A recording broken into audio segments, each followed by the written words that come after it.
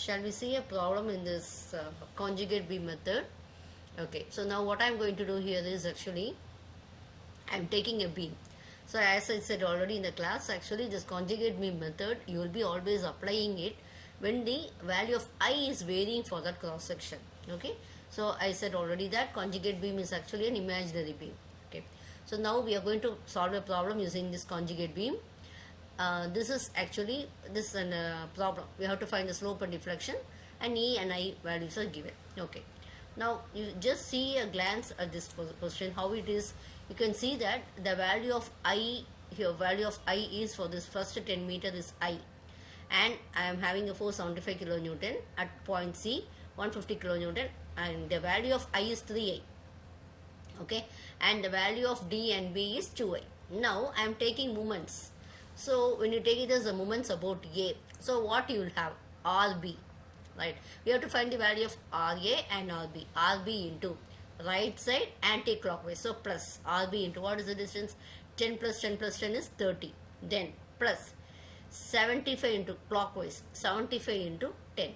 Minus, why it is minus? This is right side clockwise. So I am bringing into the right side. So 75 into 10 plus 150 into this 10 plus 10 is 20. That is the value.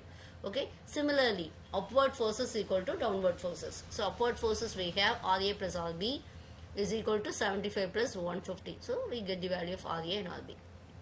Now, this problem will be have to conjugate beam method. We have to find the moment. So when you go for moment, no, we can just take the left side because it will be easy. So what I'm doing, I'm having a only one left side force, that is 100 into the distance 1000. When you take it as D, the right side we have only one force. That is easy for calculation. It is anti-clockwise. That is 125 into 10. This is the 1250 kilonewton meter. Okay. Now I am drawing this diagram. Okay. Till now it is the same as we have already done in your previous method. Previous shear force and bending moment. Okay. Now what I am going to do here is, okay, I am not calculating this for this and all. If this I is the same, for this you have to start your calculation. But now we have to start your calculations. You should have to go calculations with EI. Okay, what you have to do here? 1250 divided by EI. Okay. Now what I am going to do here is, you just see here. I just reduce the size. You can now see here. Here it is okay. A dash, A star, something else you can mark it. A star I have marked. Sometimes A dash and anything else. Now I am taking to here. The value of I is I. Now what happens? The value is 1000 by EA. Okay. Now what happens at this point? It is reduced. How much it is? By 3 EI. So 1000 by 3 EI. Now what happens here at this point? What it is actually? Now we get it as 1250 divided by 3. But you shouldn't mark it as a straight line. Why I am saying that we shouldn't mark it as a straight line? Why? Because this 1250 by 3i will be higher value. In the numerator we have high value. So we shouldn't mark this way. So 1250 divided by 3i. Next one, when it comes to this upper part, what is the value? 2i. Okay. So this is 1250 divided by 2ea. It will be higher value and compared with this. And compared with 1250 by 3a. In the numerator, it's the same, but in the denominator, the value is decreasing, means the total value increase. I'm drawing this. Okay. Now, when you are going to find the moments, I'll say to it, while you are finding the reactions. Okay, I'll reduce this and I'll explain you. While you are finding the reactions, how you have to do is RP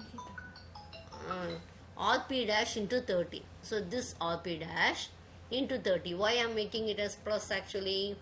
Okay, everything is being plus. Why it is plus actually means because the right side we are having anti-clockwise, so it is plus. So RB star into plus. Next one is everything, this is downward. Okay, this is downward. So I will be taking it as a downward force.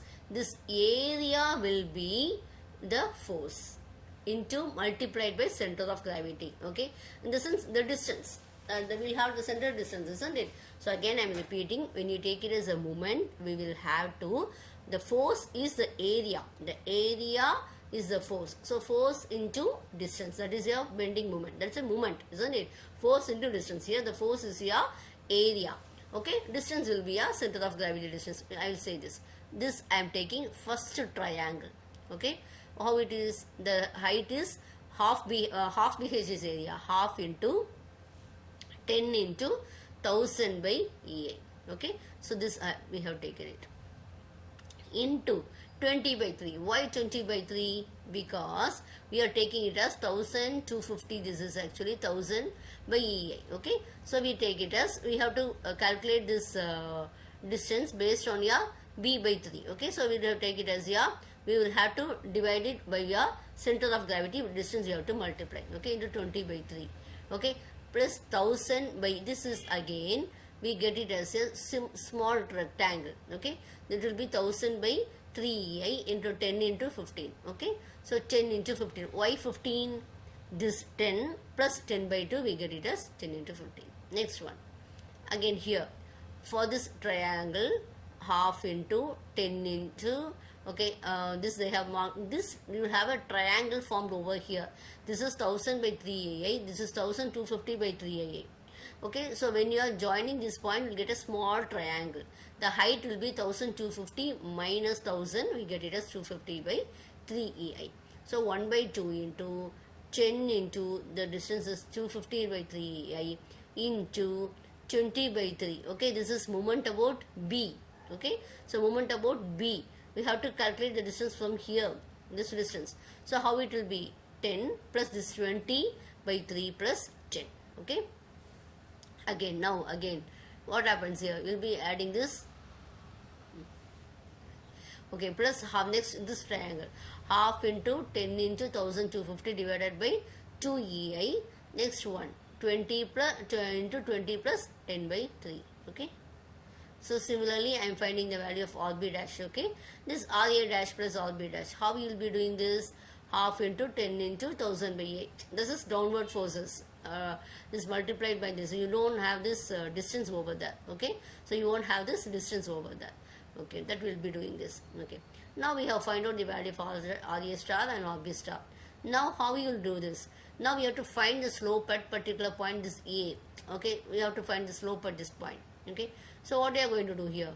Slope at A is equal to, how you take it as, theta A is equal to minus RA dash.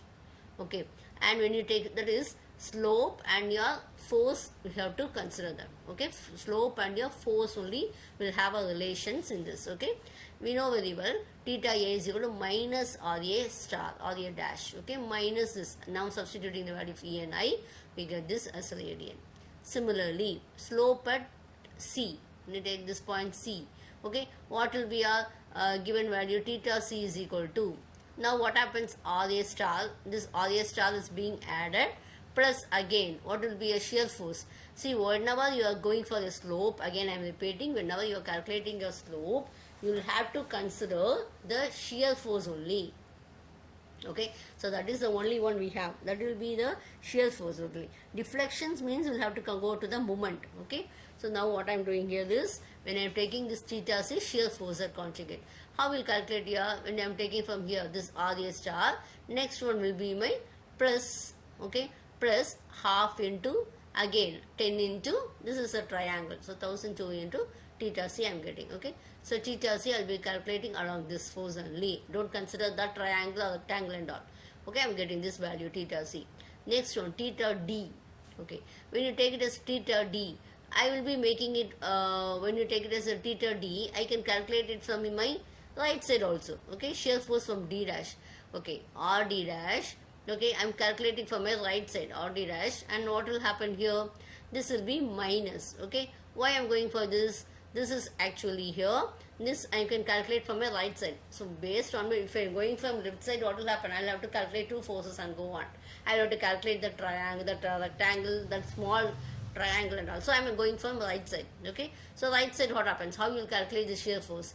The downward forces will be positive and your the forces will be negative. Like that you can based on what you have, you can make it such that it is not complicated at all. Okay, so RD dash we take it as RD dash minus 1 by 2 into 10 into 1250 by EA. Okay, so this is, I am speaking about this force 1250 by EA. Okay, so we are making this, I am calculating this value. Okay, this is my RD dash value theta D. I am getting this RD dash minus 1 by 2 into 10 into 1250 by 2EA. Okay, So what happens here actually, we get the value substituting. Okay. Now actually by B and all. So what we are going for the B is theta B.